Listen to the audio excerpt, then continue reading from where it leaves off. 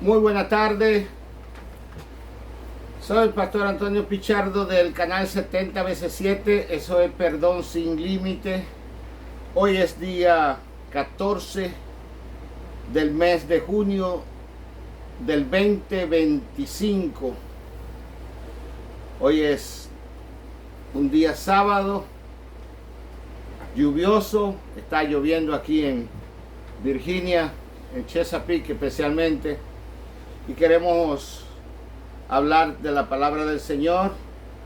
Y hemos tomado el Salmo 8 para disectar sobre el tema Dios baja la divinidad a humanidad. El Salmo 8 dice de la siguiente manera: Oh Jehová, Señor nuestro, cuán grande es tu nombre en toda la tierra. Ha puesto tu gloria sobre los cielos. De la boca de los niños y de los que maman fundaste la fortaleza a causa de tus enemigos, para hacer callar al enemigo y al vengativo. Cuando veo tu cielo, obra de tus dedos, las lunas y las estrellas que tú formaste, digo, ¿qué es el hombre para que tenga de él memoria? Y el Hijo del Hombre para que lo visites. Les ha hecho un poco menor que los ángeles y lo coronaste de gloria y de honra. Le hiciste enseñorear sobre las obras de tus manos, y todo lo pusiste debajo de sus pies, ovejas, bueyes, y todo ello, asimismo la bestia del campo, las aves de los cielos, los peces del mar, y todo cuanto pasa por los senderos del mar. Oh Jehová, Señor nuestro, cuán grande es tu nombre en toda la tierra. Cuán grande es el nombre de Dios en toda la tierra. Grande y poderoso es Él. Hay un himno muy lindo que se llama Cuán grande es Él. Y cuando cantamos ese himno en la iglesia, pues estamos valorizando la grandeza de Dios. Estamos viendo que Dios es grande, que Dios es poderoso, y le estamos dando toda gloria y toda honra, toda pleitesía a Dios. En Hebreos capítulo 2 y versículo 5 empezamos hablando de la siguiente manera: porque no sujetó a los ángeles al mundo venidero, acerca del cual estamos hablando. No lo sujetó Dios a los ángeles a este mundo, ni al venidero. Pero alguien testificó en cierto lugar diciendo que es el hombre para que te acuerdes de él. ¿Qué es el hombre para que te acuerdes de él?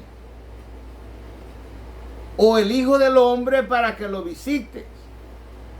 Le hiciste un poco menor que a los ángeles, lo coronaste de gloria y de honra, y le pusiste sobre las obras de tus manos, todo lo sujetaste bajo sus pies. Porque en cuanto lo sujetó todas las cosas, nada dejó que no sea sujeto a él. Nada. O sea, todo está sujeto a su voluntad, todo está sujeto a él. ¿Quién fue que hizo todas las cosas?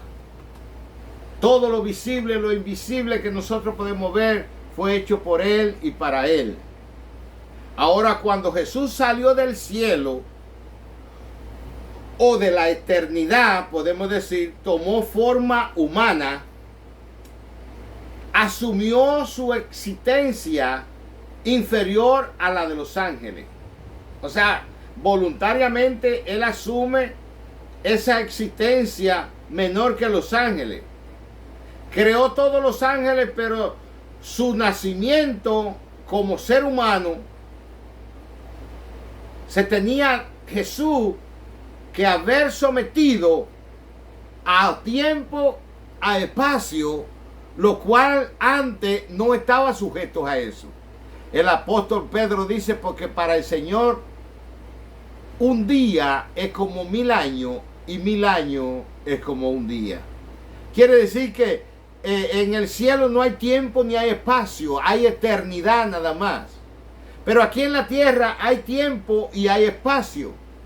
Hay un tiempo en que usted nació, yo nací, hay un tiempo que vamos a salir de esta esfera, de este lugar, ¿verdad? Y vamos a regresar de donde vinimos nosotros.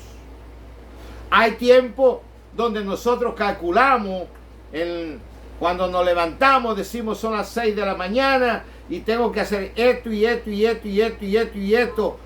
O sea, tenemos un programa para todo el día y ese programa se va a finalizar a las 7 de la noche. A las 7 de la noche ya terminamos todos nuestros quehaceres, todos nuestros oficios y vamos entonces a tener un reposo, un descanso y luego vamos a pasar quizás 2 horas, 3 horas y a las 9, a las 10 vamos a ir a descansar nuestro cuerpo, al sueño, ¿verdad que sí? Para recuperar las nuevas energías para mañana empezar un nuevo día que tenemos que, ¿verdad? Volver a calcular y volver a ver qué es lo que tenemos que hacer en ese día. Todos los días el ser humano tiene algo que hacer. Todos los días el ser humano tiene un compromiso que hacer. Todos los días el ser humano tiene un tiempo establecido que tiene que sujetarse a él.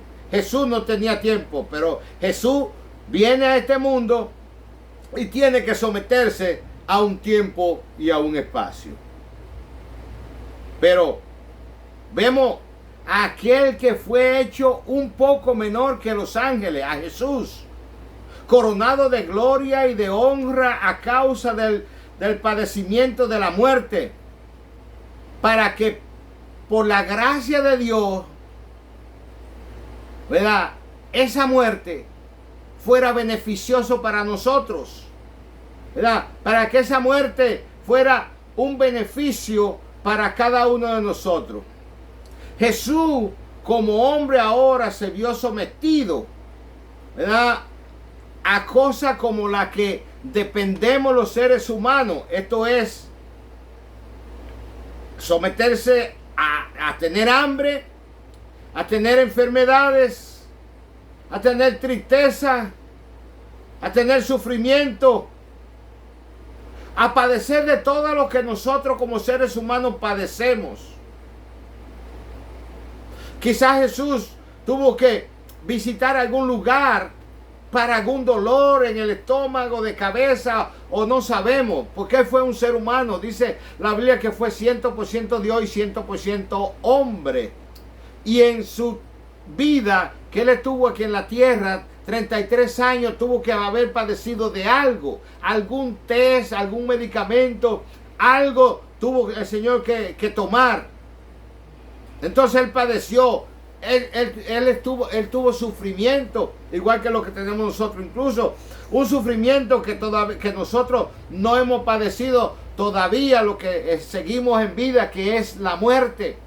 Muchos de nosotros morimos en un hospital o morimos en nuestra casa, en algún lugar, ¿verdad? Pero es difícil que alguno de nosotros vaya a ser muerto en una cruz o muerto en una muerte así. Quizás podemos tener una muerte violenta en un accidente, el Señor nos libre o por el estilo, pero no el padecimiento, el sufrimiento que tuvo Él. Nunca nosotros vamos a morir de la siguiente manera. Aunque sus apóstoles sí murieron todos con muerte violenta, todos murieron de muerte violenta. El único que no murió de muerte violenta fue Juan, ¿verdad?, que murió de ancianito, murió de viejo. Pero todos los otros apóstoles murieron de muerte violenta. Porque convenía aquel por cuya causa son todas las cosas y por quien todas las cosas subsisten, que habiendo de llevar muchos hijos a la gloria perteneciente por las aflicciones al autor de la salvación de ellos, a nosotros. Eso dice el versículo 10. Porque convenía aquel por cuya causa son todas las cosas, por quien todas las cosas subsisten, que habiendo de llevar muchos hijos a la gloria, perfeccionase por aflicciones al autor de la salvación de ellos, por el sufrimiento, por el padecimiento, ¿verdad? Él fue el que padeció todo por ellos, por nosotros. El juez justo, se convertía en víctima de los jueces humanos para llevarlo a la muerte. Esto era para salvar al mundo de su pecado. Nadie podía hacer esto por nosotros, sino solo Él. Nadie podía clavarse en la cruz y darnos salvación a ninguno de nosotros. Él era el único que podía hacerlo. Por eso Él descendió del cielo. Por eso Él sabía que el primer Adán falló. Él sabía que al traer la muerte al hombre tenía que haber alguien quien viniera a pagar el precio.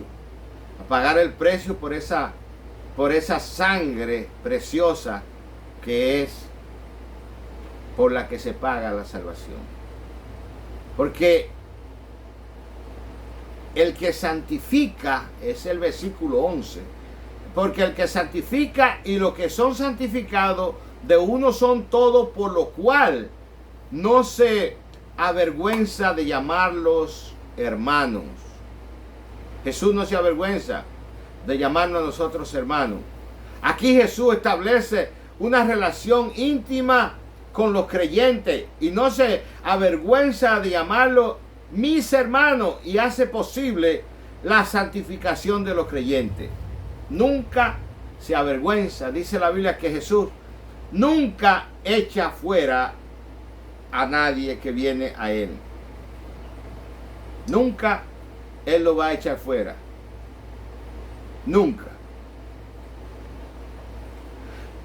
Anunciaré a mis hermanos tu nombre. En medio de la congregación te alabaré, dice el Señor. Aquí Jesús está haciendo alusión a la cita del Salmo 22, donde el salmista declara que anunciará el nombre de Dios en medio de la congregación. En medio de la congregación te alabaré junto con mis hermanos. Y otra vez, yo confiaré en Él, y de nuevo he aquí, yo y los hijos que Dios me dio, dice el Señor Jesús. La cita de Isaías capítulo 8, versículo 17 en Hebreo 2:13, mientras que Jesús como el Mesías también se sometió a la voluntad del Padre y confió en Él, aquí Jesús se identifica con los creyentes. Jesús se está identificando con los creyentes en este versículo, en este momento. En el versículo, gloria a Dios, 13. Y otra vez, yo confiaré en Él, dice Jesús. Y de nuevo, he aquí, yo y los hijos que Dios me dio. Así que por cuanto los hijos participaron de carne y de sangre, y también participó de lo mismo para destruir por medio de la muerte al que tenía el imperio de la muerte, esto es, al diablo. Eso fue lo que el Señor vino a destruir, ¿verdad? Aquel que tenía la llave, a quitarle la llave, aquel que tenía la llave de la muerte. Por eso ahora ya nosotros no tememos a la muerte, no le tenemos miedo, aunque hay muchos que todavía temen y le tienen miedo a la muerte. Pero hermano mío, no le tenga miedo a la muerte, porque téngale tu miedo, no le tenga, va a llegar. Va a llegar el día que designado para eso, va a llegar el día donde cada uno de nosotros tenemos que partir de este mundo. Así que por cuanto a los hijos participaron de carne y sangre, Él también participó de lo mismo para destruir por medio de la muerte al que tenía el imperio de la muerte, esto es, al diablo, a destruirlo. Al Jesús hacerse humano pudo morir y a través de la muerte venció al diablo, quien trajo el pecado, por ende la muerte en el mundo.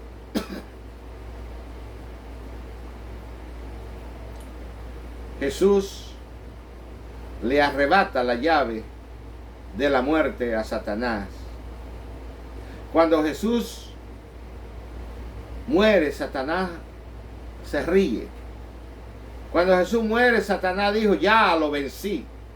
Cuando Jesús muere, el diablo se sintió gozoso. Pero al tercer día que Jesús se levanta en gloria y poder y majestad, ¿qué le pasó al diablo? La burla que estaba haciendo se la tuvo que tragar él mismo.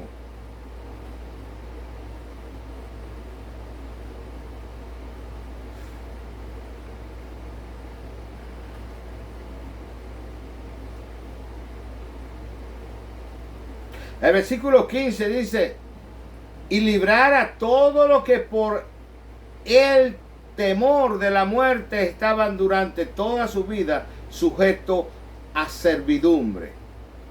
El versículo destaca la encarnación de Jesús en su asunción de la naturaleza humana, o sea, mi Dios toma ahora todo poder y gloria, lo cual fue dejada por un poco de tiempo para nuestra redención.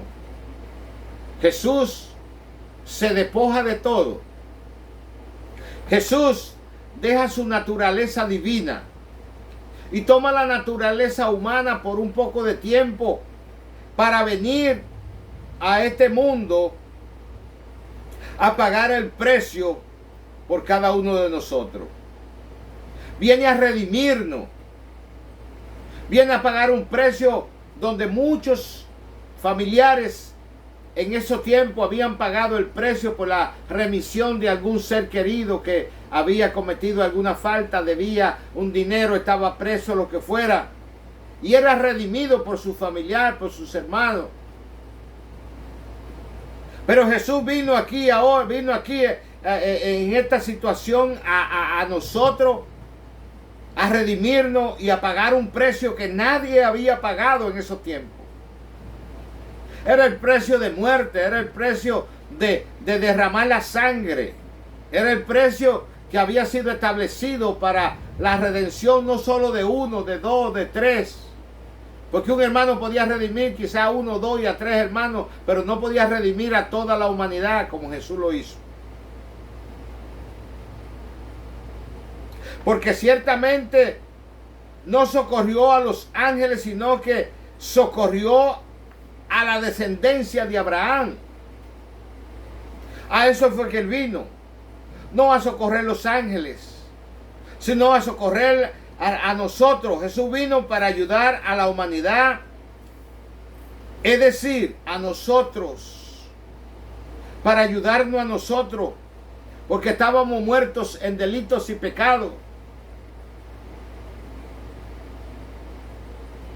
Romanos 3:23 dice, por cuanto todos pecaron y están destituidos de la gloria de Dios, todos habíamos pecado, habíamos fallado y estábamos destituidos de la gloria de Dios. No había esperanza para nosotros, no había cielo, no había gloria, no había eternidad para nosotros. O sí había eternidad, pero en el infierno, en el lago de fuego. Pero no había una eternidad de gloria como la que Jesús vino a brindarnos, a proporcionarnos, a darnos a nosotros gratuitamente. Porque por gracia sois salvos por medio de la fe. Y esto no de vosotros, pues es un don de Dios, no por obra para que nadie se gloríe. Por gracia soy salvo. Usted no tiene que hacer nada para la salvación. La salvación viene de Dios. Dios es el autor de la salvación. Dios quiso mandar a su Hijo Jesús al mundo a redimirnos a nosotros del pecado. Dios fue quien tomó la decisión. Dios fue quien hizo todo. Yo no tengo que hacer nada. Yo no sé usted, pero yo para mi salvación no tuve que hacer nada. Lo único que yo tuve que hacer es reconocer que Jesús es Dios. Que si confesares con tu boca que Jesús es el Señor y que Dios lo levantó de los muertos, serás salvo.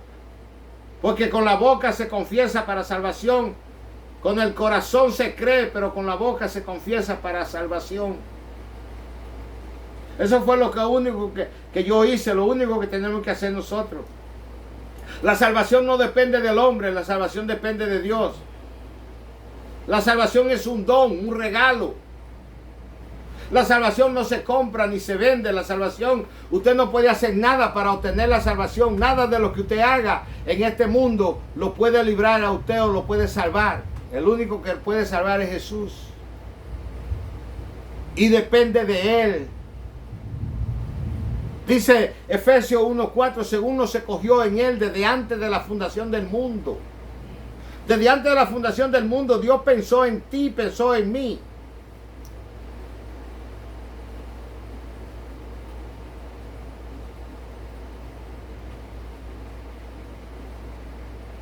Por lo cual debía ser en todo semejante a sus hermanos para venir a ser misericordioso y fiel sumo sacerdote en lo que Dios se refiere para expiar los pecados del pueblo.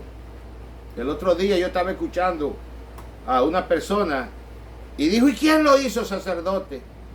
Claro que ellos no creen en Jesús. Por lo tanto, yo pude ver la reacción en él, porque él se autonombra sacerdote porque su papá fue sacerdote y de acuerdo a la tradición judía, pues es así. Pero él estaba diciendo como queriendo ignorar de que Jesús era sacerdote o haciendo la pregunta con ¿cómo se puede decir? Con un poco de irreverencia. ¿Y quién lo nombró sacerdote a él? Refiriéndose a Jesús. Y yo dije, ¿quién lo nombró sacerdote? Dios. Él es sumo sacerdote según el orden de Melquisedec. Ahora, si usted no cree en el Nuevo Testamento, pues usted está en problema con esa porción, porque no la va a encontrar en el Antiguo Testamento.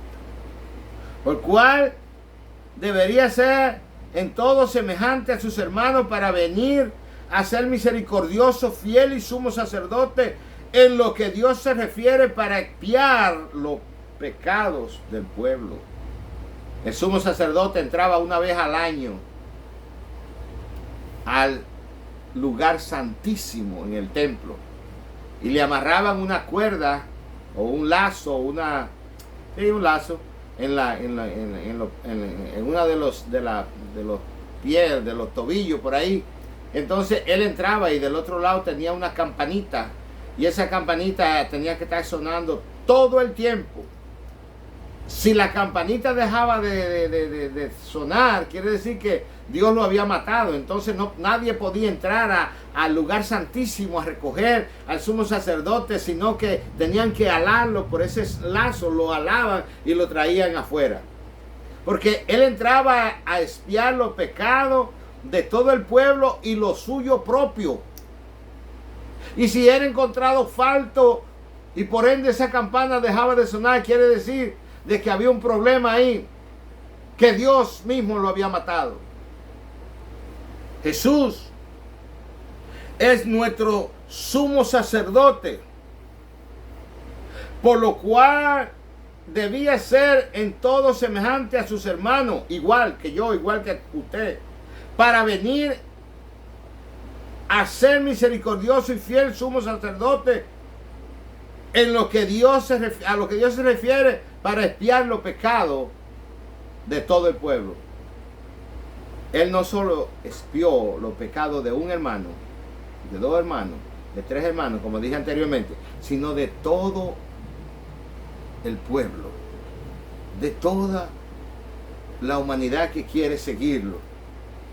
Aquí describe a Jesús como sumo sacerdote, misericordioso, fiel, quien se hizo semejante a los hombres de los hombres a sus hermanos y a todos para poder expiar los pecados de todo el pueblo. Pues en cuanto al mismo, él mismo padeció siendo tentado, poderoso para socorrer a los que son tentados. Dice la Biblia que él fue tentado en todo, pero hallado sin pecado. Él venció el pecado y venció la muerte. Venció la muerte y venció el pecado. Un poquito menor que a los ángeles. Cuando Dios baja la divinidad de Jesús a humanidad. Él se hizo hombre, se hizo humano. Porque de otra manera, Dios lo podía hacer de otra manera, porque Dios es soberano. ¿Sabe lo que significa ser soberano? Él es uno. Él depende de Él, no depende de nadie. Nadie lo creó, nadie lo hizo. Él es Dios, Él es sobre todas las cosas. Él tiene toda la autoridad con usted, conmigo, con este mundo. Dios hace lo que Él quiere. Y cuando Él quiere, y a veces le queremos quitar. A veces solamente de nombre hablamos y decimos, oh, Dios es soberano. Pero es de nombre nada más, de palabra de nosotros. Pero no nos queremos someter a la soberanía de Dios, a lo que Él establece, a lo que Él hace, a lo que Él dice. Y como Él dice, y cuando Él dice, y por qué Él dice.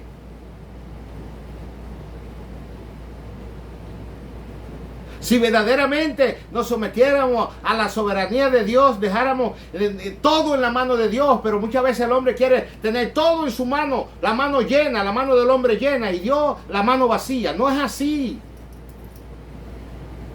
Dios tiene todo el derecho de hacer todo lo que quiera y nadie puede venir a reclamarle a Dios. Nadie puede venir a decirle algo a Dios de lo que Él piensa o opina, que es como Él piensa.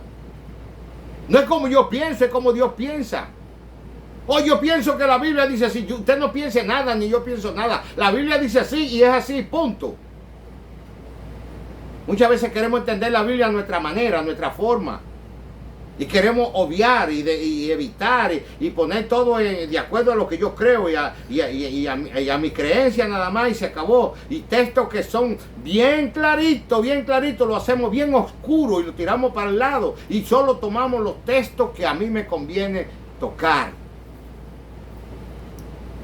La Biblia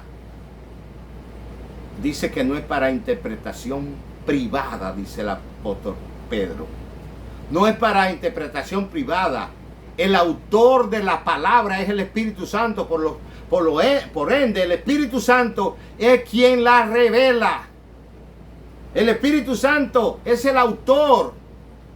Es quien revela la palabra de Dios y la palabra de Dios ya está establecida, está chequeada, está registrada, está revisada por muchos y muchos eruditos que vieron la palabra desde el principio. La Biblia tiene miles de años y esos miles de años ha sido revisada por hombres de Dios, por hombres sabios, por hombres que han estudiado la Biblia desde Génesis hasta Apocalipsis completamente. Gente que conocen la palabra. Por ejemplo, un rabino conoce el Antiguo Testamento de pi a pa. Hay gente que han dedicado su vida entera a estudiar la palabra de Dios. Y nosotros que tenemos 5 años, 10 años, 20 años, 30 años estudiando la palabra de Dios, ya creemos que lo sabemos todo. No es así. No es así. Y no estoy regañando, ni estoy peleando, ni estoy discutiendo. Lo que estoy diciendo, la palabra de Dios es la palabra de Dios. Y lo que dice la palabra de Dios tenemos que someternos a ella. Si creemos en que Dios es soberano. Si esa soberanía que hablamos, Dios es soberano. Yo no dependo de mí mismo, yo dependo de Dios. Dios es mi jefe, quien manda en mí. Dios es quien decide sobre mí. Dios fue quien decidió sobre mi salvación, no fui yo. Dios fue que desde antes de la fundación del mundo pensó en mí para que yo fuera salvo. Para que nosotros seamos salvos. No fui yo. La salvación no depende del hombre, la salvación depende de Dios. ¿Qué es el hombre para que tenga de él memoria? Dice el Salmo 8. ¿Qué es el hombre para que tenga de él memoria?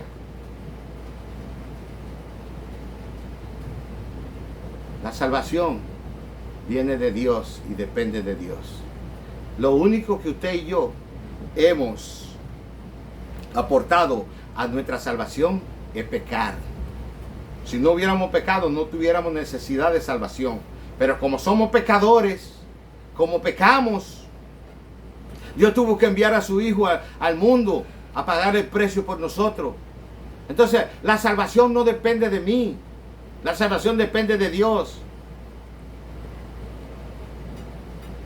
La salvación es un regalo de Dios. Usted no tiene que hacer absolutamente nada para ello. ¿Por qué vamos a la iglesia? ¿Por qué leemos la palabra? ¿Por qué oramos? ¿Por qué ayunamos? ¿Por qué hacemos cuantas cosas que todo cristiano hacemos? ¿Por qué? Porque el Espíritu Santo que mora en ti y mora en mí nos empuja a que hagamos eso. No para la salvación. Porque la salvación no hay que pagar nada.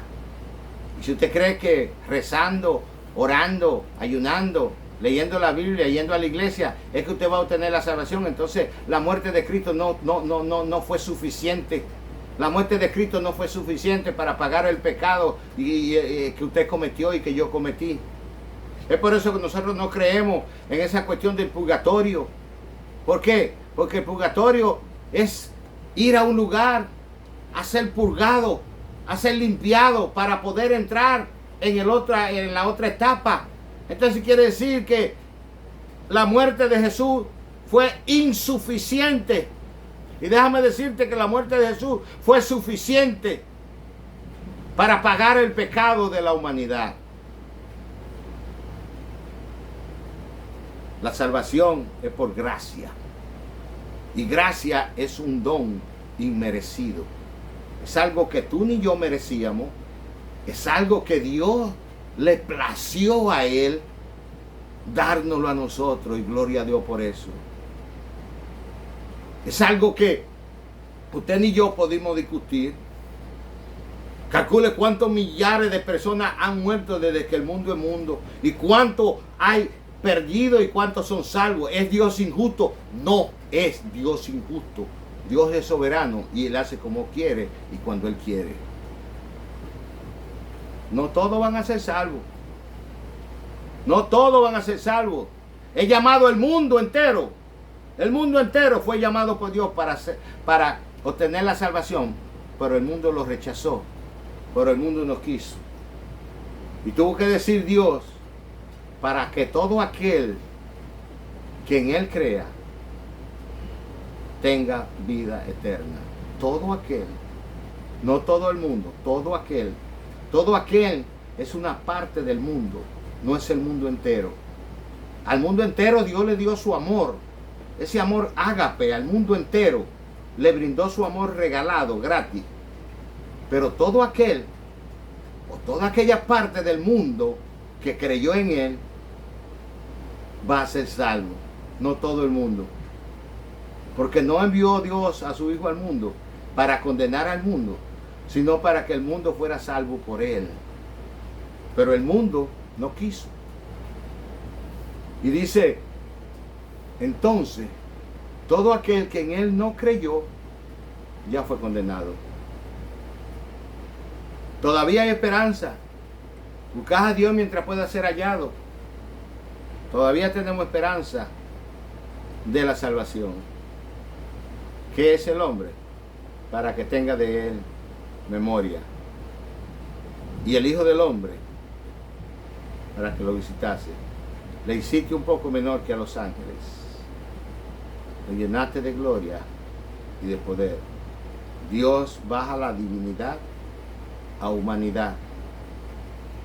Pero cuando Él muere y resucita, toma de nuevo toda gloria y toda potestad y es sentado a la diestra del Padre y intercede por ti e intercede por mí en estos momentos. Y no nos dejó huérfanos, nos envió el Consolador, el Espíritu Santo, de la promesa está con nosotros. Y le damos gracias a Dios por eso. Eso es el Salmo 8. De la forma que yo lo he podido disectar. Y gloria a Dios. Dios habla primero a mí y después habla a ti. Bendecido sea el nombre del Señor para siempre. Te amamos, te queremos y te deseamos una feliz tarde en esta tarde de día sábado. Por favor, necesitamos tu like, necesitamos que toque la campanita y necesitamos que te inscribas a nuestro canal para que estos mensajes puedan llegar a más personas a través de muchos lugares. Si lo quieres hacer, te lo agradeceremos mucho. Dios te bendiga, Dios bendiga a tu familia, Dios bendiga a los tuyos, donde quiera que te encuentres. En el nombre de Jesús, el Hijo de Dios. Amén.